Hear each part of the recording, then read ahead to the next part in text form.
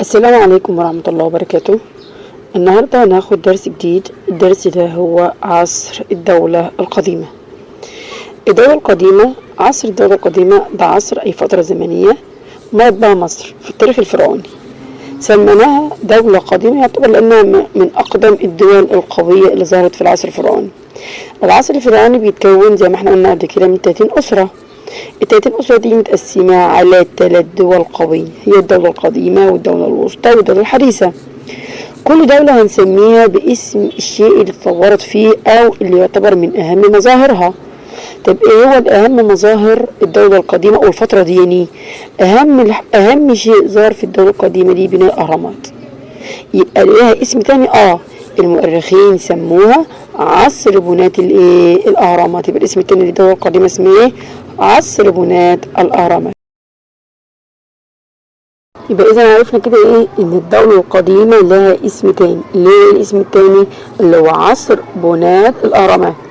طب سؤال فيه، لو جيت أقول لك بما تفسر، قلنا بما تفسر معناها إيه؟ يعني أذكر السبب. بما تفسر أطلق على عصر الدولة القديمة عصر بناة الأهرامات، أقول له بسبب كثرة ما بناه ملوكها من أهرامات امتدت من المسافة من فين لفين. سؤال تاني بقى في الجزئية دي، احنا قلنا ان الفترة دي تميزت ببناء اهرامات كتيرة. طب سؤال، ليه المصريين بنوا اهرامات؟ قال السؤال بتاعي بما تفسر برضو. بناء المصريين القدماء الاهرامات، هقول لك بسبب اعتقادهم في البعث والخلود. هتقول لي يعني ايه بعث؟ هقول لك البعث هو عودة الحياة بعد الموت. زينا بالظبط، هم كانوا عندهم عقيدة انهم بعد ما يموتوا ما هيبعثوا مرة تانية، هيحيوا مرة تانية حياة مفيش بعدها موت، وهيتحاسبوا.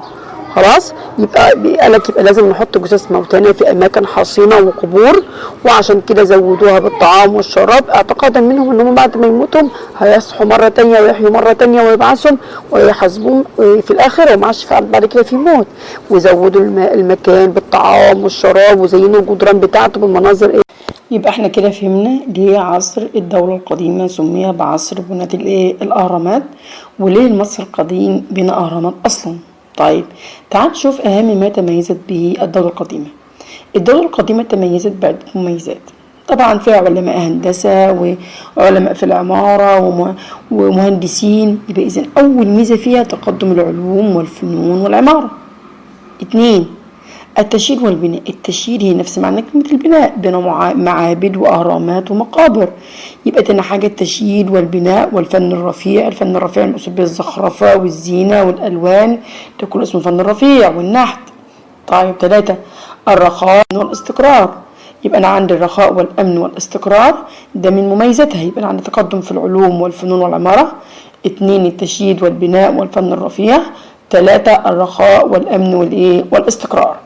طيب أنا عندي سؤال، احنا في الأول اتكلمنا عن اسم الدولة القديمة. طب عدد أسرات الدولة دي كام؟ مش احنا قلنا عصر أعطيك من الأول والتانية؟ طب الدولة القديمة أسرات من كام لكام؟ من التالتة للستة. يبقى الدولة القديمة بدأ من الأسرة التالتة والرابعة يبقى احنا قلنا دلوقتي الدولة القديمة بتتكون من كام أسرة؟ 4 أسرات، التالتة والرابعة والخامسة والستة. يبقى الدولة القديمة بتتكون من كام أسرة؟ من 4 أسرات. يبقى بتبدأ من التالتة للستة. طيب تعال نشوف، نبدأ بالأسرة التالتة. أهم ملوك الأسرة التالتة. طبعا أنا مش هقول كل الملوك اللي جم في كل أسرة، احنا هناخد أبرز الملوك اللي عملوا أعمال في صالح الدولة. طب من أهم الملوك اللي عملوا أعمال في صالح الدولة اللي هو مين؟ الملك زوسر. الملك زوسر أهم عمل عمله إنه بنى هرم اسمه الهرم المدرج. الهرم المدرج ده بناه فين؟ بسقارة في محافظة الجيزة. طيب انتوا عارفين ان هو لما بنى الهرم المدرج دوني عمل حاجة جديدة ما عملهاش اي ملك من ملوك الاسرة الاولى والتانية. ازاي؟ هنقول ازاي.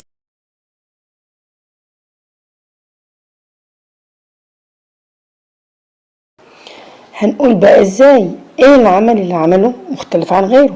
هنقول ان ملوك الاسرة الاولى والتانية كانوا بيبنوا المقبرة بتاعتهم من حجرة او حفرة تحت الارض، ويقوم حاطين عليها مصطبة كأنها حتة صخرة كبيرة كده، ويقوم حاطينها عليه يسموها مصطبة.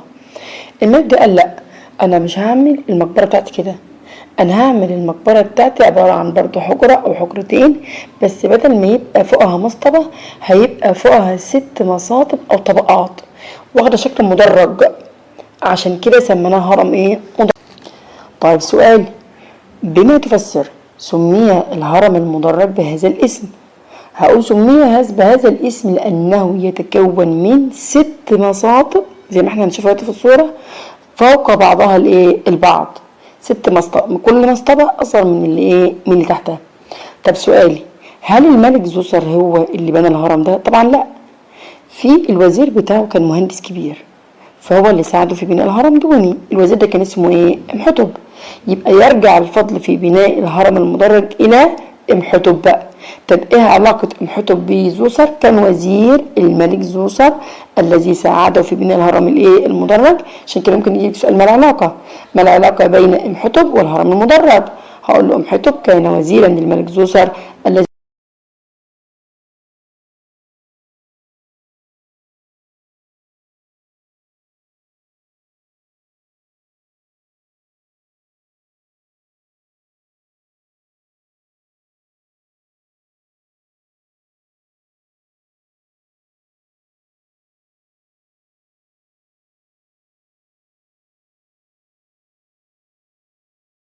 يبقى أنا عندي الأسرة الرابعة تتكون من 4 ملوك: سنفرو، خوفو، خفرع، منقورع. سنفرو هو مؤسس الأسرة الرابعة. طيب نبدأ بسنفرو. سنفرو دوني حكم البلاد لمدة 24 عاما. يبقى سنفرو أول حاجة عملها إن هو كان مؤسس الدولة دي، الأسرة دي. حكم البلاد لمدة قد إيه؟ 24 سنة. هتقولي طب والناس كانوا فين؟ قالك الناس حبته، أحبه المصريين وأطلقوا عليه المحسن المحبوب. يبقى اما اقول لك من هو مؤسس الأسرة الرابعة؟ أقول له الملك سنفرو. طب حكم البلاد لمدة 24 عام.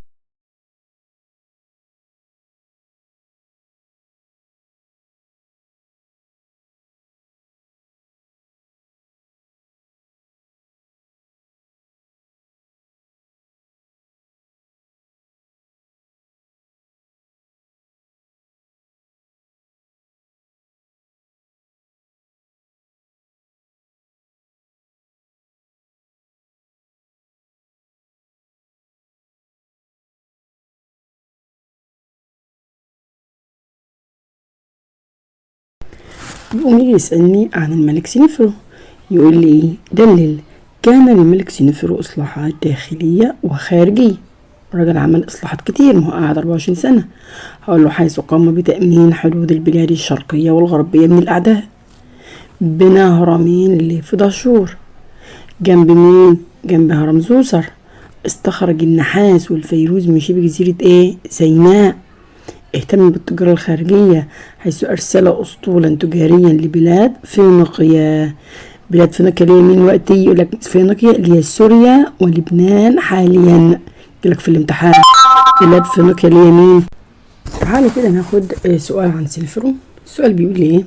بما تفسر أطلق على سنفرو المحسن المحبوب. احنا قلنا المصريين سموه المحسن المحبوب.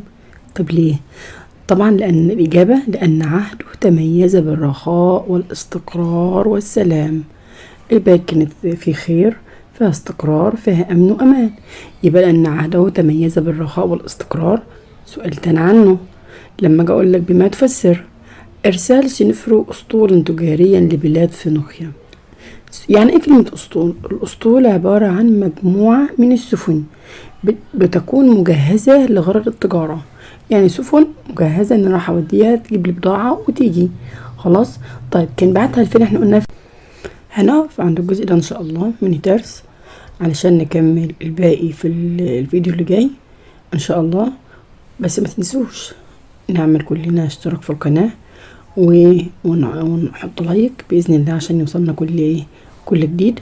والسلام عليكم ورحمة الله وبركاته.